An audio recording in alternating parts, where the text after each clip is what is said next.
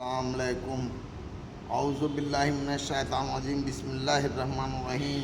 وَإِذْ قَالَ مُوسَىٰ لِقَوْمِهِ إِنَّ اللَّهَ يَأْمُرُكُمْ أَن تَذْبَحُوا بَقَرَةً قَالُوا أَتَتَّخِذُونَا هُزُوًا قَالَ أَعُوذُ بِاللَّهِ أَنْ أَكُونَ مِنَ الْجَاهِلِينَ قَالُوا ادْعُ لَنَا رَبَّكَ يُبَيِّن لَنَا مَا هِيَ قَالَ إِنَّهُ يَقُولُ إِنَّهَا بَقَرَةٌ لَّا فَارِضٌ وَلَا بِقِرٌ عَوَانٌ بَيْنَ ذَلِكَ فَافْعَلُوا مَا تُؤْمَرُونَ قَالُوا ادْعُ لَنَا رَبَّكَ يُبَيِّن لَنَا مَا لَوْنُهَا قَالَ إِنَّهُ يَقُولُ إِنَّهَا بَقَرَةٌ صَفْرَاءُ فَاقِعٌ لَوْنُهَا تَسُرُّ النَّاظِرِينَ قَالُوا ادْعُ لَنَا رَبَّكَ يُبَيِّن لَنَا مَا هِيَ إِنَّ الْبَقَرَةَ تَشَابَهَ عَلَيْنَا وَإِنَّا إِن شَاءَ اللَّهُ لَمُهْتَدُونَ قَالَ إِنَّهُ يَقُولُ إِنَّهَا بَقَرَةٌ لَّا ذَلُولٌ تُثِيرُ الْأَرْضَ وَلَا تَسْقِي الْحَرْثَ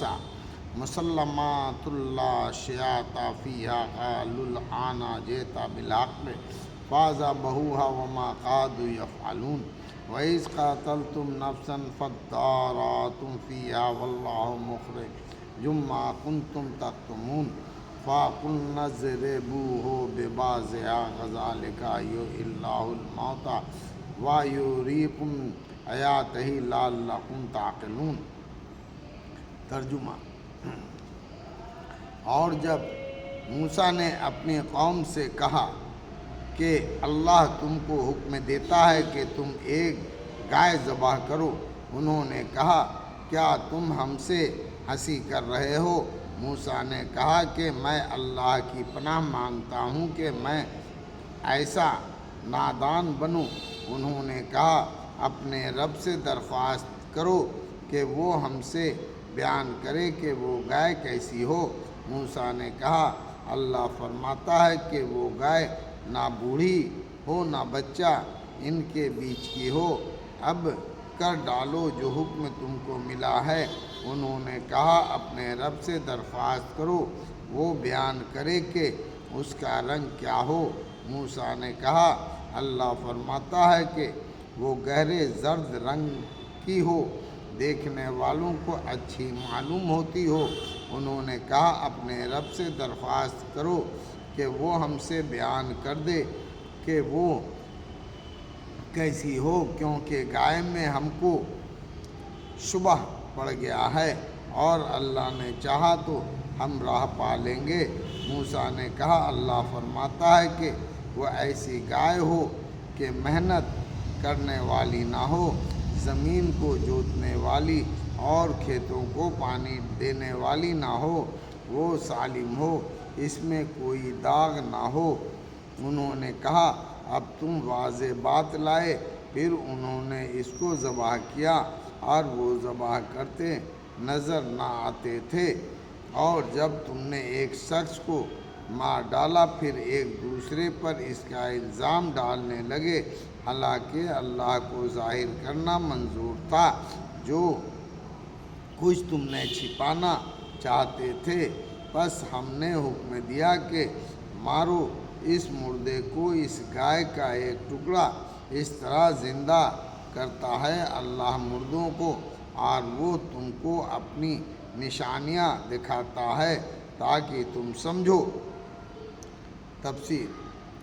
حضرت موسیٰ کے زمانے میں بنی اسرائیل کے قتل کا ایک واقعہ ہوا۔ قتل کا پتہ لگانے کے لیے اللہ تعالیٰ نے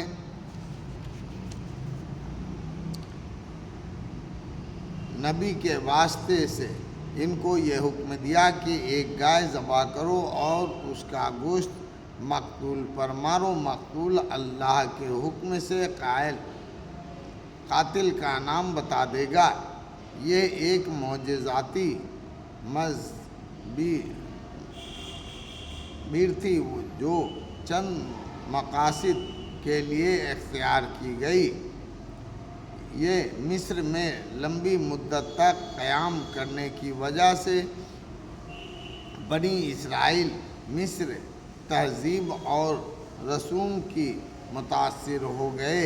مصر قوم گائے کو پوجتی تھی، چنانچہ مصریوں کی اثر سے بنی اسرائیل میں بھی گائے کے مقدس ہونے کا ذہن پیدا ہو گیا۔ جب مذکورہ واقعہ ہوا تو اللہ نے چاہا کہ اس واقعہ کے ذیل میں ان کے ذہن میں گائے کے تقدس کو توڑا جائے۔ چنانچہ قاتل کا پتہ لگانے کے لیے گائے کے ذبح کی تدبیر اختیار کی گئی۔ اسی طرح بنی اسرائیل نے یہ غلطی کی تھی کہ فقہ خود اور بحث کے نتیجے میں خدا کے سادہ دین کو ایک بوجھل دین بنا ڈالا تھا۔ چنانچہ مذکورہ واقعہ کے ذیل میں ان کو یہ سبق دیا گیا کہ اللہ کی طرف سے جو حکم آئے اس کو سادہ مانو، میں لے کر فوراً اس کے تعمیل میں لگ جاؤ۔ خود خرید کا طریقہ اختیار نہ کرو۔ اگر تم نے ایسا کیا کہ حکم کی تفصیلات جاننے اور اس کی حدود کو متعین کرنے کے لیے مشغول فیہا کرنے لگے تو تم سخت آزمائش میں پڑ جاؤ گے۔ اس طرح ایک سادہ حکم شرائط کا اضافہ ہوتے ہوتے ایک سخت حکم بن جائے گا جس کی تعمیل تمہارے لیے بے حد مشکل ہو۔